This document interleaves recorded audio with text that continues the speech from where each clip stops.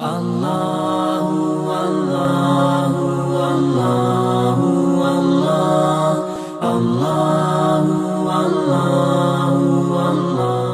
علیکم، میرا نام عائشہ صدیقہ بنت محمد عبدالعزیز ہے اور میں اسف الخامس کی طالبہ ہوں۔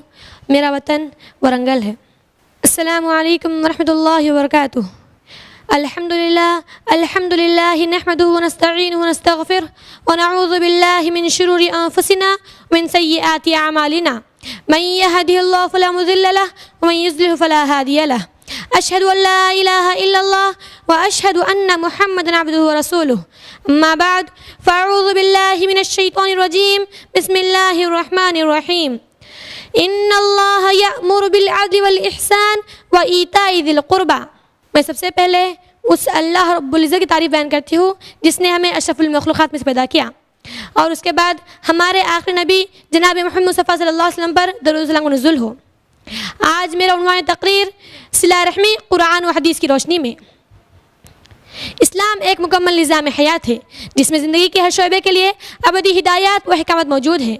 دین اسلام نے حقوق العباد کی ادائیگی پر زور دیا ہے، اور حقوق العباد کے خاص پہلوؤں میں سے ایک اہم پہلو صلہ رحمی بھی ہے۔ صلہ رحمی اخلاق حسنہ کا ایک اہم و لازمی جز ہے۔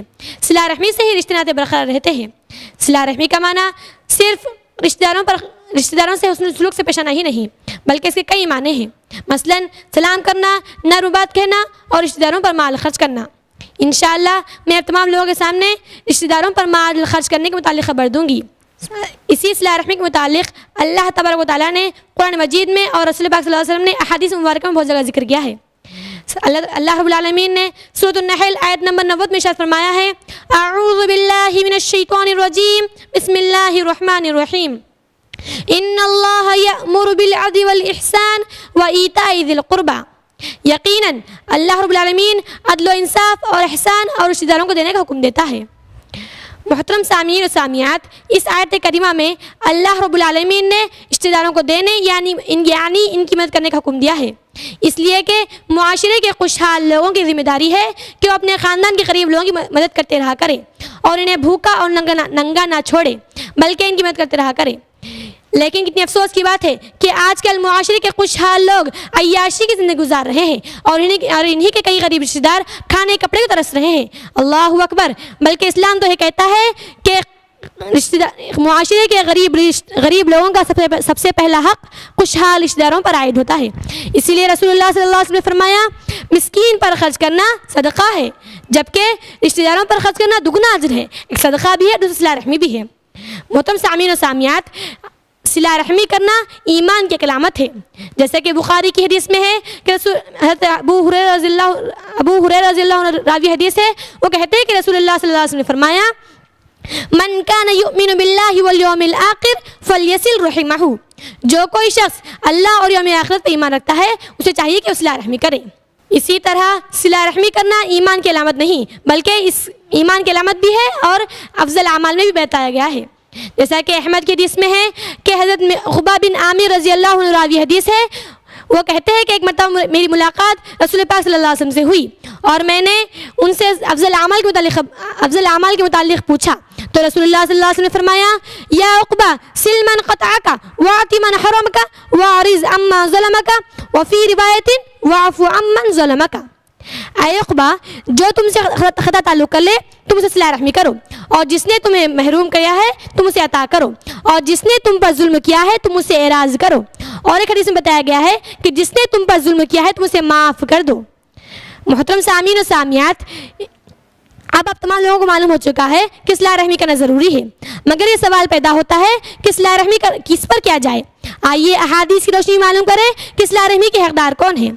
مسلم کی حدیث میں ہے کہ حضرت جابر بن سمرہ رضی اللہ عنہ راوی حدیث ہے، وہ کہتے ہیں کہ رسول اللہ صلی اللہ علیہ وسلم نے فرمایا، جب اللہ تعالیٰ تم میں سے کسی کو مال عطا کرے تو وہ سب سے پہلے اپنے آپ پر خرچ کرے، اس کے بعد وہ اپنے رشتہ داروں پر اور اپنے رشتہ داروں پر خرچ کرے۔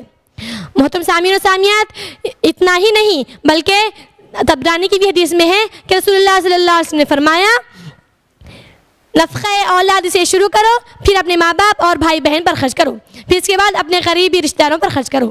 اسی طرح اور ایک حدیث میں ترتیب اور بتایا گیا ہے کہ پہلے کس پر خرچ کیا جائے، اور اس کے بعد بتایا گیا ہے کہ صلہ رحمی کرنا اور رشتہ داروں میں مال خرچ کرنا صدقے کا باعث بنے گا.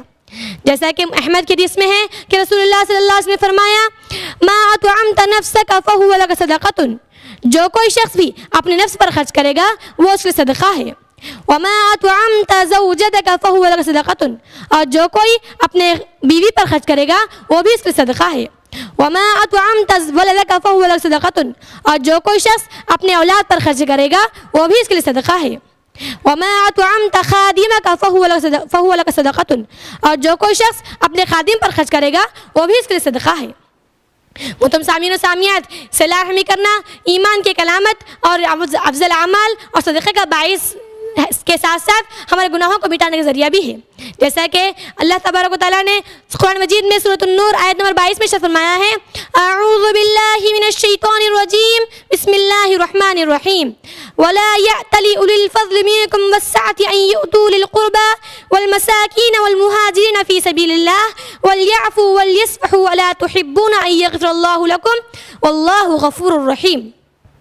تم میں سے بزرگی اور کشادگی والے قسم نہ کھائے کہ وہ اپنے غریب رشتہ دار اور مسکینوں اور اللہ کے راستے میں ہجرت کرنے والوں کو نہیں دیں گے، بلکہ وہ انہیں معاف کر دے اور اصلاح کر لے. کیا تم نہیں چاہتے کہ اللہ رب العالمین تمہارے گناہوں کو معاف فرمائے؟ اور اللہ تعالیٰ بخشنے والا اور رحم کرنے والا ہے. لہٰذا اس آیت سے معلوم ہوا ہے کہ رشتہ داروں سے اچھا برتاؤ کرنے سے اور انہیں معاف کرنے سے اور اصلاح کرنے سے ہمارے گناہ معاف ہوتے ہیں اور اللہ رب العالمین راضی ہوتا ہے. آخر میں اللہ رب العالمین سے دعا کرتی ہوں کہ اے باری تعالیٰ ہمارے تمام گناہوں کو معاف فرما اور ہمارا ہر عمل رضا الہی کو طلب کرنے والا بنا. آمین ثم آمین. والسلام علیکم ورحمۃ اللہ وبرکاتہ. اللہ اللہ اللہ